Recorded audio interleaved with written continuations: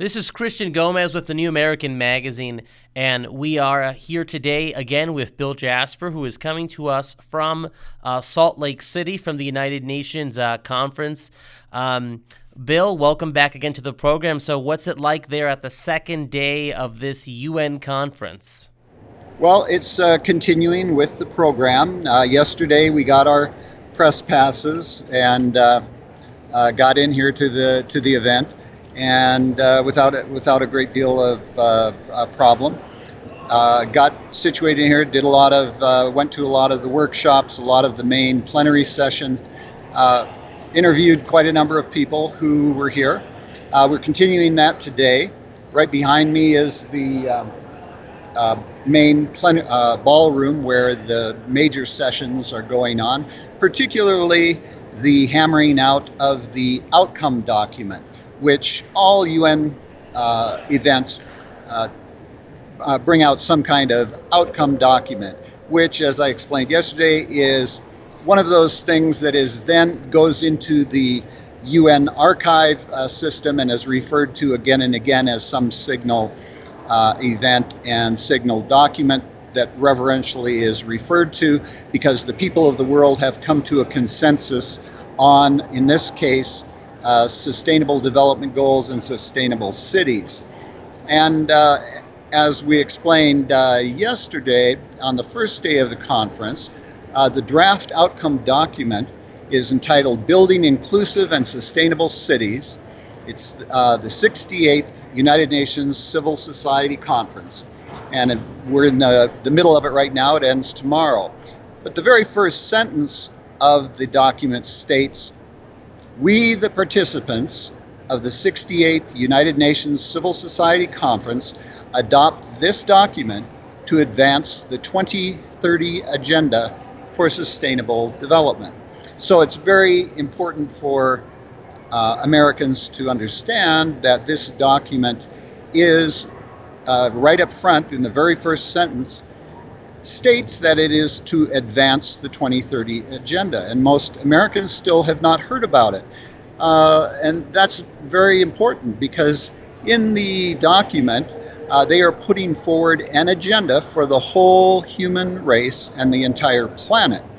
And so we can go through some of the points of that document, which I've mentioned before was already largely formed before this conference started.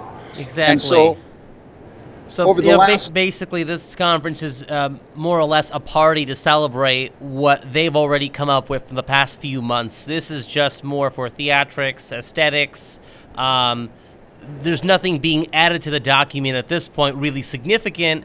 It's just going to be presented on the final day of the conference as this is what we've achieved for the last few months, right? Well, yes. Now, some people would say that's a very cynical view of it, but Christian, I've been coming to these conferences and summits for over 30 years, and they always work the same way. They already have, the leadership has come up with a document, and they have all these various high-level NGOs like that they have to bring in and have a large carbon footprint to come here to the venue to celebrate Correct. how they're going to reduce carbon emissions as part of the sustainable development goals that they're trying to achieve. Now, I've got a question for you. The title, the name of this conference includes the word inclusivity.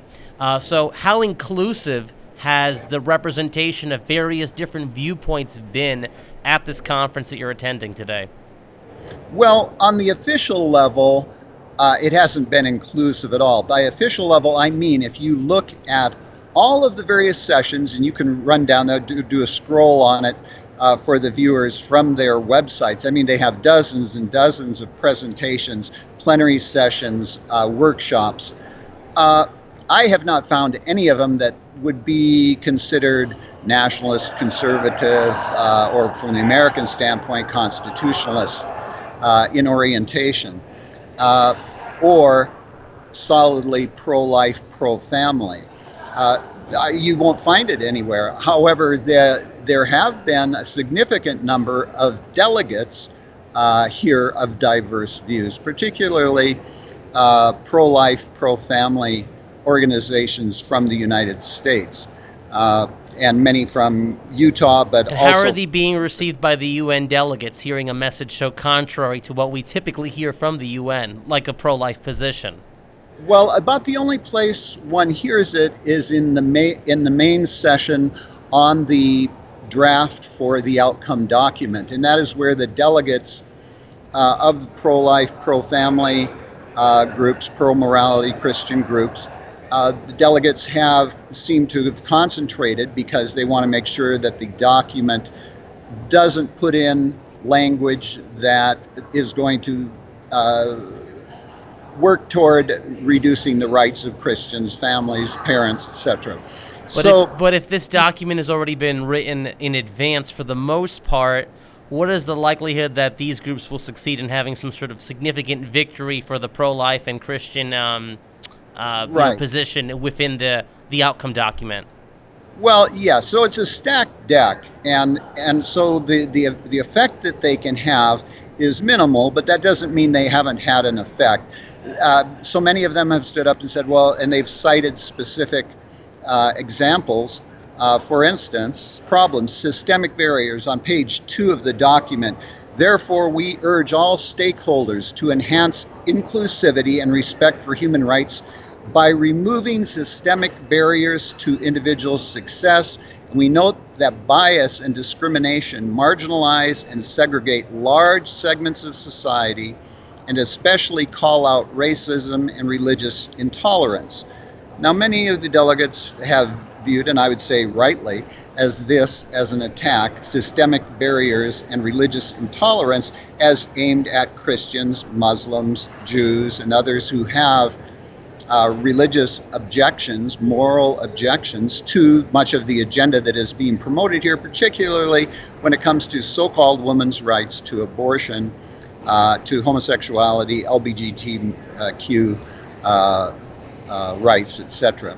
So how does one resolve that? Obviously, when the deck is stacked, it isn't possible to do that, but there have been quite a few young people, and particularly women, who have stood up and made very articulate arguments for changing some of the language. And as typical of the UN facilitators, as they are referred to, they profess a great concern for and thank people for these things, and they do make some tweaks of the language. They inject today. The head of the outcome draft document committee said, "Well, yes, we have put. You'll see, we put family and families back into the document. It's back in, so at one point it was out of the document." Right. So, but I mean, this demonstrates the complete bias. Although, as I already quoted in the document, they denounce bias. This whole bias and discrimination against Christians and people of religious moral convictions really belies their claims to inclusivity, fairness, and equity. I got one final question because we're really running low on time. We have about a minute left. Speaking about inclusivity and the representation of the United Nations delegates that are there, specifically the UN leadership, our own Alex Newman has written extensively about the various communist leaders from Bulgaria, China, and elsewhere in the communist world that have high-ranking positions in the United Nations. Now, have we heard much from the Chinese communists at the UN there with regards to building inclusive communities in places like Hong Kong, where the massive protests are going on? Have we heard anything about Hong Kong here today? A very, very important point. Yes, this has been ongoing for weeks now in Hong Kong, where the people are having massive demonstrations against the very oppressive totalitarian program of Beijing, trying to incorporate Hong Kong against the laws that they have there. Not a word has been mentioned of that. Not in all of the talks on human rights. Now, I haven't been able to attend all of the different sessions. There have been multiple ones there, but we have, and the other delegates have attended many of them. including interviewing a number of the Chinese delegates. Not a word about Hong Kong or the human rights of the people in Hong Kong or human rights in China. So this is part of the duplicity, and which shows the fake concern for human rights that is professed. So inclusive communities in name only, then. Absolutely. And so we see, for instance, today in the draft document, one of the leaders from China, leading delegates, was there, and he was pontificating about the rule of law. Well, the rule of law, as we understand it here in the United States, means that even the government officials are subject to the law. In communist China and other communist and many socialist countries, it means subjugating the public slaves. Right, the rule of law means something entirely different, and when the UN uses those terms, we have to understand that they are using words that have a totally different meaning from what we have come to. Lenin speaks, in other words. Okay, well, thank you for joining us today on the program, Bill. It was great to have you, and we'll have you again on tomorrow to give us an update about the last day of the conference, correct? Right. Okay, well, you take care, Bill. Thank you.